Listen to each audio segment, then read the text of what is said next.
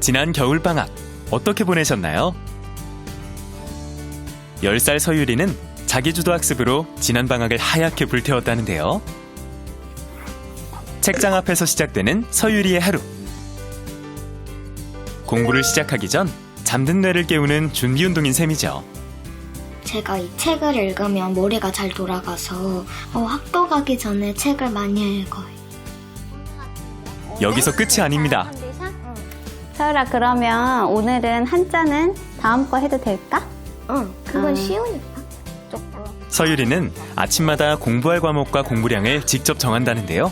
엄마는 옆에서 거들 뿐이죠. 국어 문제집 1장, 수학은 2장. 많은 양은 아니지만 직접 계획을 세워 실천해 나가면서 스스로 공부하는 힘을 기르고 있습니다. 진도 체크하고 과목 어떤 거 먼저 할지 그런 걸 많이 써요. 그날 공부할 과목도 같이 이야기해보고 양도 같이 정해서 아이와 같이 함께 스터디 플래너를 쓰고 있어요. 연필까지 예쁘게 깎고 나면 이제야 공부할 준비가 모두 끝났습니다. 지금부터는 온전히 서유리의 몫이죠. 미리 정한 진도에 맞춰 공부하는데요. 공부를 마친 과목은 계획표에 표시하는 것도 잊지 않습니다. 한 건 체크하는 거야, 지금. 서유리가 공부할 때 꼭 필요한 준비물이 하나 더 있습니다. 바로 시간을 재는 타이머인데요. 시간을 재며 공부하는 이유가 있습니다. 시간을 딱 맞춰서 공부를 하면 그때그때 공부를 집중해서 할 수 있기 때문에 사용을 하고 있어요. 초등 저학년의 평균 집중 시간은 약 15분. 서유리는 30분에 이어 이젠 40분까지도 거뜬합니다. 집중력이 좋아 어떤 활동이든 야무지게 해낸다는데요. 한번 자리에 앉으면 좀처럼 엉덩이를 떼는 법이 없죠.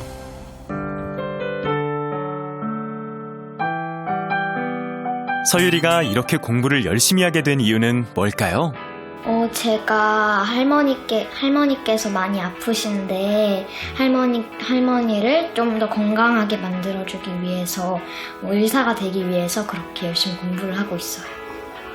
할머니의 건강. 의미를 정해뒀네. 그러네. 참 기특하다. 아이고야. 엄마. 서율아, 아이고 모르겠어. 생각을 해봤는데 잘 모르겠어? 똑똑한 서유리도 가끔 도움이 필요할 때가 있죠.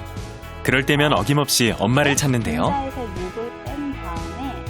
한 걸음 뒤에서 언제나 지켜보고 응원해주는 엄마가 있어 서유리는 오늘도 힘차게 자기주도 학습을 이어나가고 있습니다. 이 약분 전의 분수는 뭘까? 공부를 할 때 지치지 않고 그 공부를 끝까지 해낼 수 있는 원동력이 바로 자기주도 학습의 힘이 아닐까 생각이 듭니다. 서율이에게 공부란 무엇일까요? 공부란 제 꿈에 한 발짝 더 다가가게 해주는 그런 좋은 친구인 것 같아요.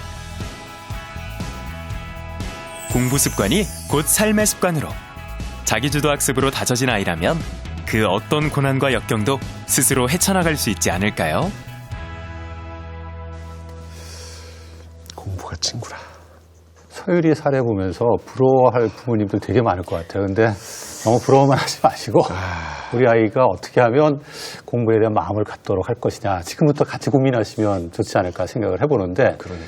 우리 박 소장님 네. 어떻게 하면 저렇게 목표를 갖고 스스로 공부하는 마음을 다질 수 있는지 이게 좀 궁금해지거든요. 공부의 목적과 목표를 좀 구분하자. 목적과 목표. 그러니까 목적은 내적인 동기입니다. 즐거운 감정을 느끼는 그렇죠. 것. 공부를 통해서 내가 만족감을 느끼는 것. 예. 이게 공부의 목적이 돼야 된다. 그렇죠. 그래서 목표는 뭐냐면 할머니를 돕는 의사가 되는. 그렇죠. 예, 내가 좋은 대학을 가고 의대를 가고 이게 목표가 되겠죠. 인생도 그런 것 같아요. 부자들의 이야기들을 제가 한때 이제 관심을 갖고 저도 좀 부자가 되고 싶어가지고 많이 읽어본 적이 있거든요. 근데 이 사람들 생각 속에는요, 부자가 되고 싶은 생각이 별로 없더라고요. 그러니까 돈이 따라온 거예요. 그러니까 이 사람들한테는 사회에 기여하고 싶은 명확한 목적의식이 있었고요. 그 목적의식을 가지고 열심히 일을 하다 보니까 돈이 따라온 거죠. 저는 자기도 학습에서 공부의 목적을 분명히 좀 보편적으로 누구나 다 공부를 좋아하게 되면 열심히 하겠죠. 우리 건 학생은 지금 이렇게 보면서 어떻게 학습 동기를 찾고 이 공부 습관을 좀 다잡았어요? 아직 저는 22살밖에 안 됐지만 저희 인생을 살면서 넘어야 할 큰 산들이 몇 개 있다고 저는 생각을 해요. 근데 저는 제 인생에서 첫 번째로 마주한 산이 학생으로서 신분으로 넘어야 할 수능이라는 산이라고 저는 생각을 했는데 현역 때 그렇게 수능을 잘 보지 못하고 이렇게 방탕한 생활을 하다 보니 스스로 깨달은 점이 내 앞으로 나아가야 할 더 큰 고난, 역경 이런 게 많을 텐데 내가 이 수능 하나도 제대로 못 해가지고 포기를 여기서 한다면 앞으로 내 인생을 어떻게 어려움이 왔을 때 어떻게 극복을 해 나가겠는가. 큰 산이라도 왔으면 이걸 제대로 내 할 수 있는 최대한의 노력을 곁들여서 한번 넘어보려고 노력을 해봐야겠다. 내가 어디까지 할 수 있는지를 한번 해봐야겠다라고 생각을 했기 때문에 저는 이 감정이 제 학습 동기의 결정적인 요인이 됐다고 생각을 하고요. 그래서 저는 자기주도 학습을 이때부터 제 본격적으로 결심을 하고 시작을 했는데 사실 이게 자기주도 학습이라는 단어에 너무 집착을 해서 간혹 학생들이 자기주도 학습을 그냥 혼자서 해야 하는 공부, 그러니까 처음부터 끝까지 내가 계획하고 내가 실천하고 내가 반성하고 이렇게 생각하시는 분들이 많은데 이 자기주도 학습이라고 하는 건 절대 독학이 아니고 이제 내가 도움을 필요로 하는 부분에서는 얼마든지 주변인의 도움을 받아서 하는 공부라고 저는 생각을 하거든요. 그래서 저는 그 주변인이 뭐 부모님이 될 수도 있고 아니 뭐 학교 선생님이 될 수도 있고 뭐 주변에 뭐 마음이 잘 맞는 친구들이 될 수도 있고 또는 어떤 또 내가 믿고 의지할 수 있는 제3자 또 그런 주변인을 통해서 내가 또 배울 점, 또 보완해야 할 점, 또 내가 잘하고 있는 점은 또 이런 건 잘하고 있다라고 얘기를 해주면 이건 더 내가 잘하고 있구나라고 알고 있고 또 이거는 좀 더 보완해줬으면 좋겠어. 아니면 이건 또 이렇게 하는 게 어떨까? 뭐 이런 조언, 따끔한 충고 같은 것도 곁들여가면서 이렇게 공부는 이렇게 펜을 잡고 자리에 앉아서 책장 넘기는 이런 공부는 물리적인 공부는 나 혼자 하는 거지만 그런 펜을 잡고 공부를 하게 하는 마음은 나 혼자 하는 것이 아닌 여러 사람들이 같이 도와줘서 어우러져야 이게 그 마음이 우러나와서 진짜 공부를 할 수 있다고 저는 생각을 합니다. 지금 옆에서 도와주는 사람에 들어갈 수 있는 게 이제 학부모뿐만 아니라 사실 선생님도 될 수 있고 옆에 친구도 될 수 있고 다양할 수 있잖아요. 이런 조력자들이 세심하게 같이 마음을 공유하고 학생들이 스스로 자기 일들을 해낼 수 있는 책임감 같은 것들을 계속 만들어갈 수 있도록 도와주는 게 중요할 것 같은데 이 조력자의 역할 왜 중요한지 또 어떻게 조력을 하는 게 바람직한지 여기에 대해서 좀 생각을 해볼 필요가 있는 것 같아요. 김자영 연구위원님, 조력자가 어떻게 역할을 해야 되고 그 역할들이 어떤 의미를 가질까요? 정서적인 신뢰관계 형성이 상당히 중요하다. 그러기 위해서는 무엇이 힘든지, 매일 무엇을 느끼는지, 어떤 문제가 어려운지, 그리고 마음적으로 힘든 부분이 어떤 부분인지에 대해서 이제 상담하고, 그리고 같이 대화를 나누면서 신뢰관계 형성하는 것이 중요하겠고요.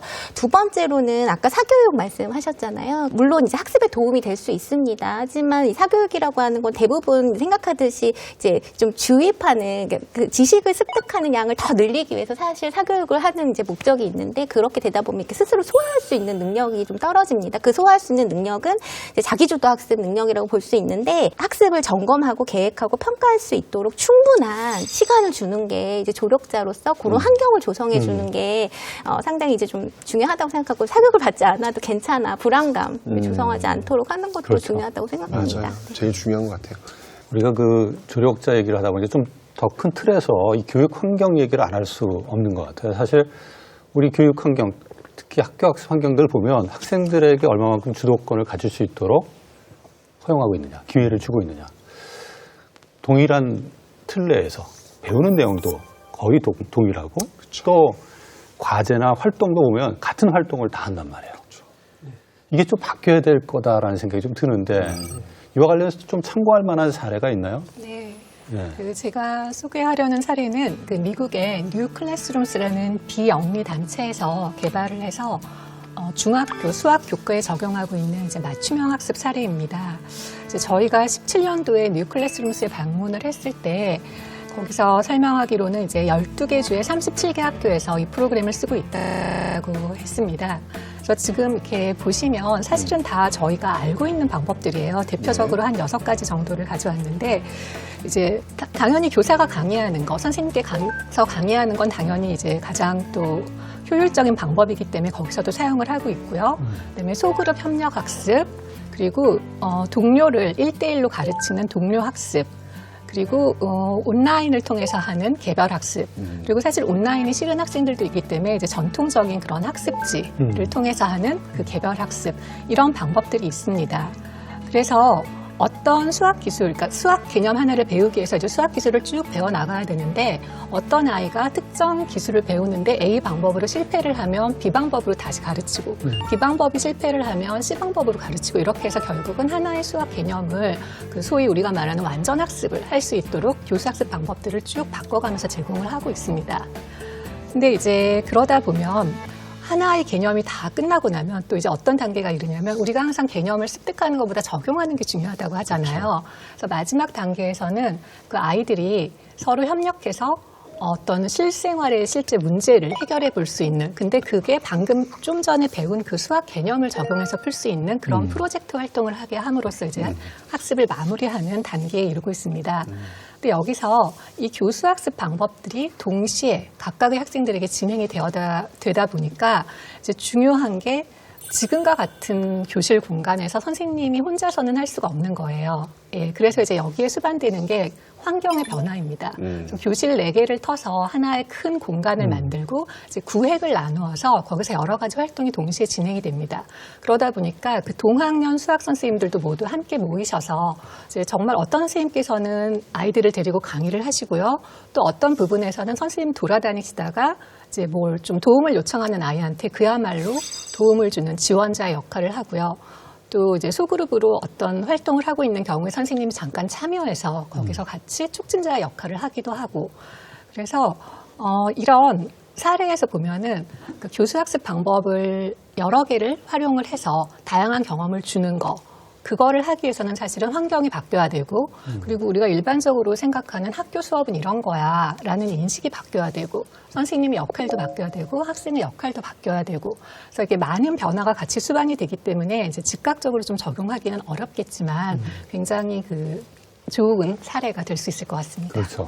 또 학교 밖에서 보는 또 눈이 중요할 것 같은데, 우리 박 소장님 보시기에 학교가 어떻게 좀 변화돼야지 우리 학생들의 자기주도 학습 능력이 좀 향상될 수 있을까 궁금하거든요.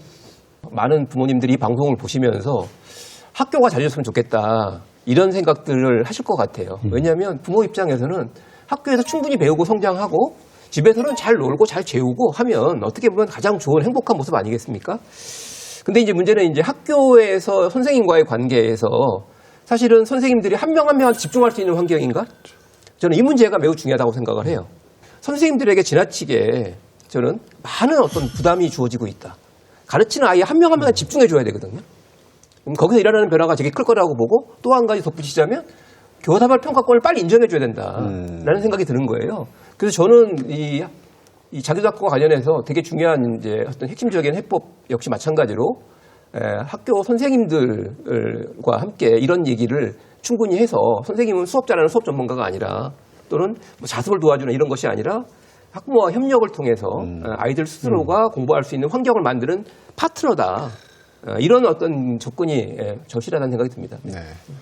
자, 그러면 이제 우리 전문가분들께서 이렇게 말씀을 하셨고, 우리 고건우 학생께서는 이렇게 자기주도 학습을 하는 데 있어가지고 어떠한 것들이 좀 이렇게 뒷받침되거나 지원됐으면 좋겠다라는 게 있을까요?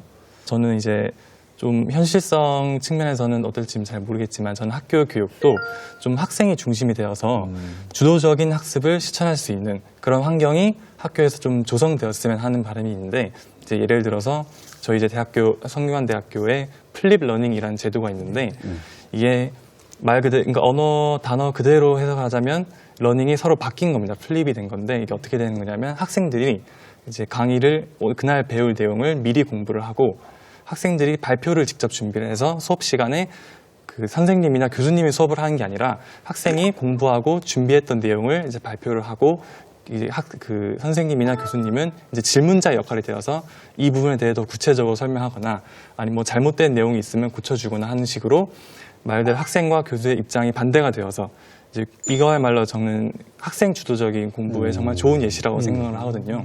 이런 것처럼 학교 교육에서도 학생들이 좀 더 주도적이고 능동적으로 이런 공부를 할 수 있는 체계가 좀 더 학교 교육에서 갖춰졌으면 하는 그런 바람이 있습니다. 예. 이 학생들의 자기주도 학습 경험이라고 하는 것이 이후에 사회생활 할 때 자기주도 삶에 되게 중요한 원동력이 되지 않을까라는 생각을 해봅니다. 마지막으로 짧게 이 자기주도 학습과 관련해서 우리 선생님들, 학부모님들 또 학생들에게 격려 말씀 짧게 부탁드리겠습니다. 이현주 교수님. 네, 매일매일의 어떤 작은 선택이 우리의 삶을 만들어가기에 일상에서 자기주적으로 가장 옳은 선택을 할 수 있도록 다 같이 노력을 했으면 좋겠습니다. 예. 사실 계획을 세우고 지키는 거 많이 이야기를 했는데요. 사실 계획은 세우려고 지키는 게 아니라 수정하려고 세우는 거다. 그런 약간 좀 편안한 마음을 가지고, 그리고 사실 거기서 포인트가 뭐냐면 계획을 수정을 하는 거는 이미 성찰이 들어간 거예요. 성찰을 해서 내가 뭐를 못했기 때문에 어떻게 수정을 한다. 그렇기 때문에 사실 계획이라는 거를 무조건 지키려고 하기보다는 왜 못했는지 이런 걸 따져가면서 조금 수정해 나가는 그런 노력도 필요한 것 같습니다. 저는 얼마 전에 전남 고흥이라는 외딴 곳에 가서 공부를 어려워하는 중학교 2학년 학생들을 만났습니다. 그 학생이 제 얘기를 듣고 나서 메모한 걸 좀 보여드리고 싶은데요. 내 잘못이 아니다라는 말씀에 자료들의 생각을 보면서 해봤을 때 오늘 내 잘못이 아니라 부모님이 나를 누구와 비교하는 것, 사회가 나를 점수로 매기는 것이 잘못된 것이라고, 약간 세상이 나에게 가스라이팅, 세뇌 같은 것을 하여 나의 자존감, 마음을 깎아내는 것이라고 생각이 들었다. 저는 아이들 스스로 공부 못하는 거, 성적이 좋지 않은 거 너희들 잘못이 아니다. 부모님들에게도 말씀드리고 싶습니다. 예. 문제 아이는 없고 문제 부모만 있다라는 얘기 저는 인정하지 못합니다. 문제 아이도 문제 부모도 없다. 문제 사회가 문제일 뿐이다. 이런 말씀을 드리고 싶습니다. 예. 네, 저는 오늘 당장 그 저녁 시간에 그 부모님과 함께 공부를 왜 하는지에 대해서 한번 얘기를 같이 해보자고 제안을 좀 드리고 싶습니다. 그래서 계속해서 이제 그 주변에 이제 그 부모님이나 교사 이제 그리고 이제 친구들과 함께 내가 왜 공부를 하는지에 대해서 허심탄회하게 한번 좀 얘기해 볼 수 있는 기회를 좀 마련을 해보는 게 어떨까 생각합니다. 예. 저는 학생들에게 말씀드리고 싶은데요. 또 이런 코로나 시국 때문에 또 환경도 많이 바뀌고 또 겪어보지 못한 상황들이 펼쳐지면서 이제 학생들이 이제 공부 학습에 많은 혼란을 느끼고 있을 거라고 생각을 하는데, 저는 하지만 이럴 때일수록 더 극복하고 견뎌내고 하는 힘을 길러놔야 된다고 저는 생각을 합니다. 그래서 제가 앞전 말씀드렸던 이제 자기주도 학습을 위한 필수 요건, 그러니까 자기 절제력, 그리고 또 주변인의 도움도 적극적으로 받아가면서 꾸준하게 공부를 해나가는 이 마음을 가지고 계시고, 또 이렇게 이 목표를 가지고 명확하게 공부를 하시다 보면 아마 꼭 좋은 여러분이 원하는 목표를 달성할 수 있을 거라고 저는 생각을 합니다.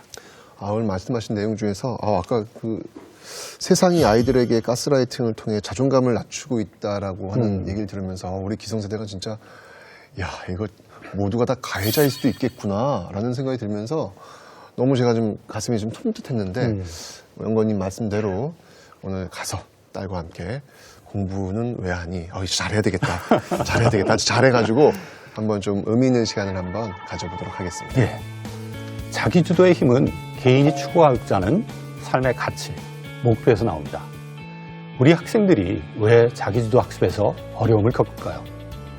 내가 왜 공부해야 하는지, 공부가 나에게 어떤 의미가 있는지, 내가 원하는 삶의 모습, 가치는 무엇인지에 대해 생각하고 고민할 수 있는 시간과 기회를 주지 않아서 있지 않을까요? 공부에 대한 주인의식, 자기주도성은 삶에 대한 주인의식에서 출발하기에 경쟁이 아닌 나의 꿈을 쫓을 수 있도록 우리 교육이 더 반성하고 변화해야 할 시점이 아닌가 다시 한번 생각해 봅니다. 오늘 시청해 주셔서 감사합니다.